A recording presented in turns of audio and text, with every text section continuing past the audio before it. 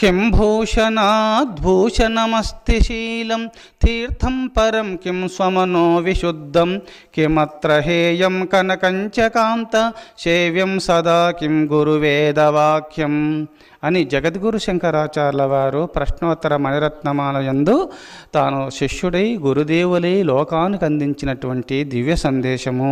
గురుదేవులు శిష్యుని రూపంలో ప్రశ్నిస్తున్నాడు. గురుదేవ, భూషణములలోకెల్లా గొప్ప భూషణమేది అని ప్రశ్నించినాడు. భూషణములలోకెల్లా గొప్ప భూషణము నైనా సత్ప్రవర్తన, సత్శీలత అని చెప్పినాడు జగద్గురు శంకరాచార్యుల వారు.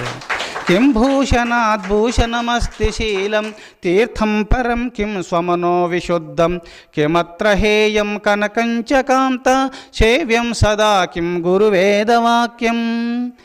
నాయనలారా, భూషణములలోకెల్లా గొప్ప భూషణమేది అని శిష్యుడు ప్రశ్నించగా, తీర్థం పరం కిం స్వమనో విశుద్ధం కిం భూషణాద్భూషణమస్తి శీలం.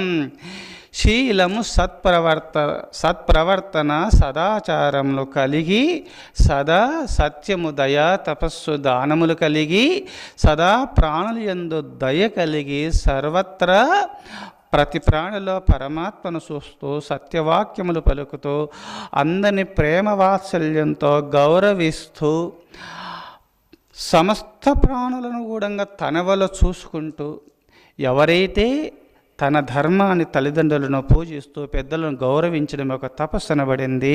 ఇటు తపస్సులు చేసుకుంటూ క్షమ, యష్మి, తపః, త్యాగ, సత్య, ధర్మ, కృతజ్ఞత, అప్యహింస భూతానాం అమృతేక గతిర్మమ, ఈ అష్ట సుగుణాలు మున్నగుని పాటించినందువల్ల అవి సుగుణాలు అనబడినాయి. శ్రీరామచంద్రుల్లో ఇటు సుగుణాలు ఉన్నందువల్ల ఆ శ్రీరాముడు లేకపోతే నేను జీవించలేను కైకాని ఉపదేశం చేస్తాడు కైకకు దశరథ మహారాజు. అందుకోసమే ఇట్టి సుగుణాలను అలవరుచుకోవడమే నిజమైన భూషణాలు ఎన్నో ధరిస్తున్నాము. ఆ భావ్యమైన ఆభరణాలు ధరించినందువల్ల ఏమీ లాభం లేదు. అదొక మట్టితో ఒక గని, అది మెరిసి ఒక రాయి. ఆ రాళ్ళని వేసుకొని మురిసిపోతున్నారు ఈ పిచ్చోళ్ళు. దాంట్లో గురించి గొడవలు, హత్యలు. మట్టిని రాయిని అనగా బంగారాన్ని సమానంగా చూసుకునే వాళ్ళే యోగీశ్వరులు అన్నాడు శ్రీకృష్ణ పరమాత్మ భగవద్గీతలో. బంగారమును, రాయిని, ఈ మట్టిని సమానంగా చూసినటువంటి వారు అదొక మట్టి. అది మట్టిలో ఒక గని అనగా ఒక మెరుపు మాత్రమే. అది మట్టి, అదొక మెరుపు మట్టిని దాని ఒక గడ్డగా చేసి దాని ఒక రూపకల్పన చేసినందువల్ల అది బంగారం. దాన్ని చూసి మురిసిపోతున్నారు. అది భావ్యార్థంగా ఉండవలసిందే. పిల్లలు పాపలు తినటానికి, ఉండటానికి, కట్టడానికి నేను అది తృణీకరించడం లేదు, నిందించడం లేదు. కానీ అందులో అదే సత్యము, అవే ఆభరణాలని మీరు మురిసిపోకండి సుమా. నిజమైన ఆభరణములు సద్గుణాలు. కర్ణయుగ్మమునని కథలు సోకిన చాలు, పెద్ద పోగుల జోలు పెట్టినట్లు, చేతులెత్తుచు పూజ చేయగలిగిన చాలు, తోరంపు కడయాలు తొడగినట్లు, మనిషి మస్తకముతో మ్రొక్కగలిగిన చాలు, చలువైన తురాయి చెక్కినట్లు, గలము నవ్వగనామ స్మరణ చేసిన చాలు, వింతగా పట్టీలు వేసినట్లు, పూని నిన్ను గొలచుటే సర్వభూషణంబు, ఇతర భూషణములు ఇచ్చగింపనేల, భూషణ వికాస శ్రీధర్మపుర నివాస, దుష్ట సంహార నరసింహ దురిత దూర. నరసింహ శతకంలో ఈ పద్యము మీరు చూసుకొనవచ్చును. కర్ణయుగ్మములని కథలు సోకిన చాలు, పెద్ద పోగుల జోలు పెట్టినట్లు. ఈ చెవుల ద్వారా శ్రీహరి ఆ శివుని కథలు వింటే చాలు. దీనికి పోగులు, గంటీలు, రకరకాలమైనటువంటి ఆభరణాలు, చెవులకు అలంకారము తొడిగిన వాళ్ళు అవుతారు, పెట్టుకున్న వాళ్ళు అవుతారు. భగవంతుని కథలు వినక ఎన్ని పెట్టుకున్నా లాభం లేవు, బరువు తప్ప. ఆ బరువు అక్కడ పోడి దొంగలు చూస్తారా, మీకు దొంగలు చూస్తే తస్కరించాలనిపిస్తుంది. అవి మెడ నిండా ఒళ్ళు పైన ఆభరణాలు పెట్టుకొని వాళ్ళు సుఖంగా నిద్రించలేరు. వాళ్ళు ఎప్పుడు భయం వల్ల నిద్రిస్తారు. అవి ఎప్పుడు దాంట్లో చెప్తూనే ఉంటుంది. అది బాహ్యార్థంగా సిరి సంపద ఉండొచ్చు పిల్లలు పాపలు, కానీ అంతటోనే మీరు సుఖపడకండి, అదే సంతోషమని ఆడికే నా జీవితం అనుకోకండి సుమా. అవి ఓ రోజు వదిలిపెట్టి పోతావు, ఎక్కడ సృష్టించుకున్నావో అక్కడనే వదిలిపెట్టిపోతావు. నీలో ఉండి నిన్ను సృష్టించిన దేవుణ్ణి నమ్మి భజిస్తువా, అదే నిజమైన ఆభరణము. కర్ణయుగ్మమునని కథలు సోకిన చాలు, పెద్ద పోగుల జోలు పెట్టినట్లు చేతులెత్తుచు పూజ చేయగలిగిన చాలు, తోరంపు కడయాలు తొడగినట్లు.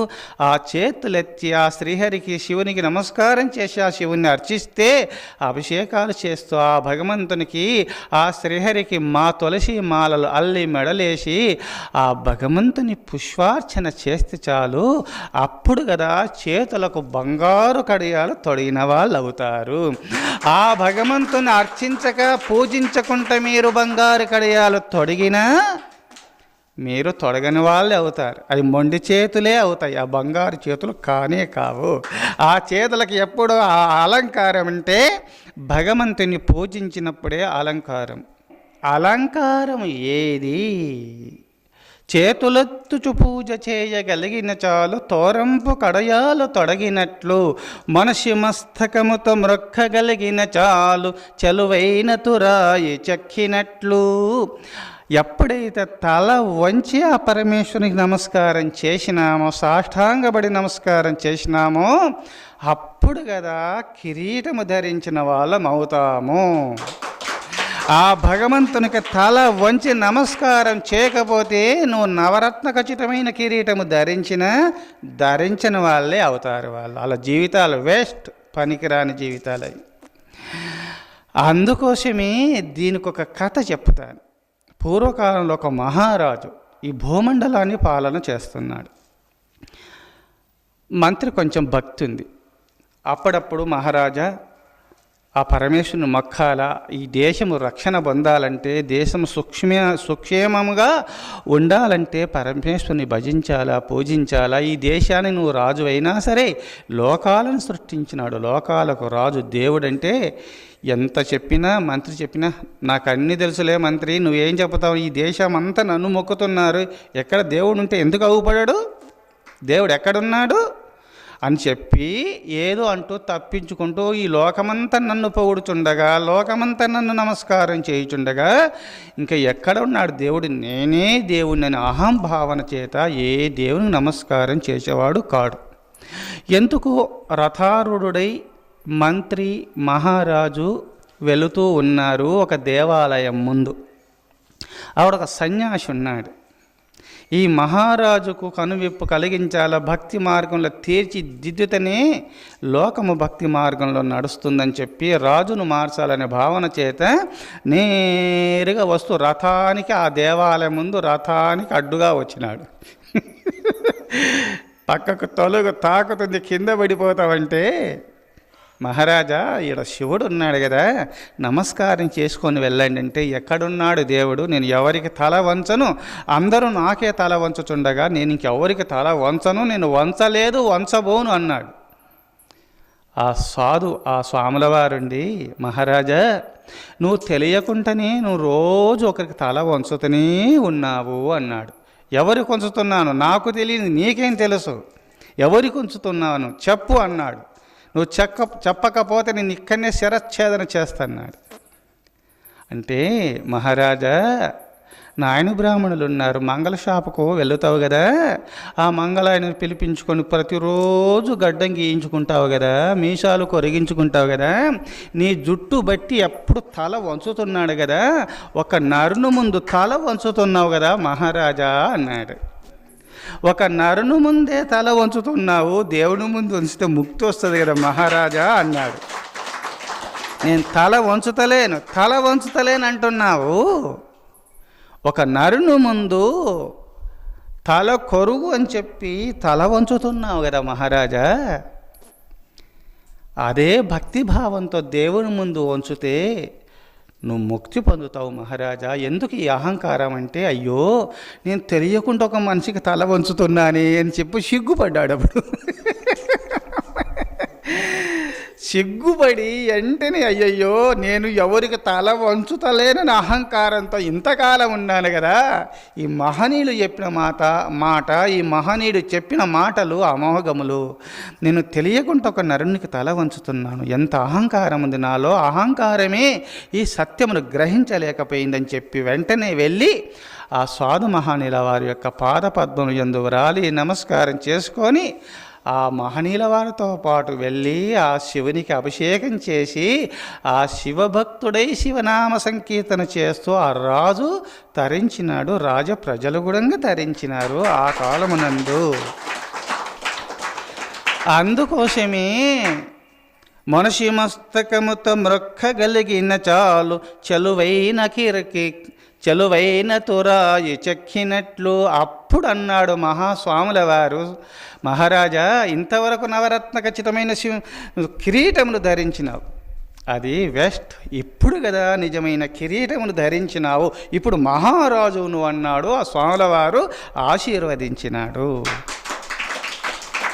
మనసి మస్తకముతో మ్రొక్కగలిగిన చాలు చలువైన తురాయి చెక్కినట్లు, గలము నవ్వగ నామ స్మరణ చేసిన చాలు వింతగా పట్టీలు వేసినట్లు.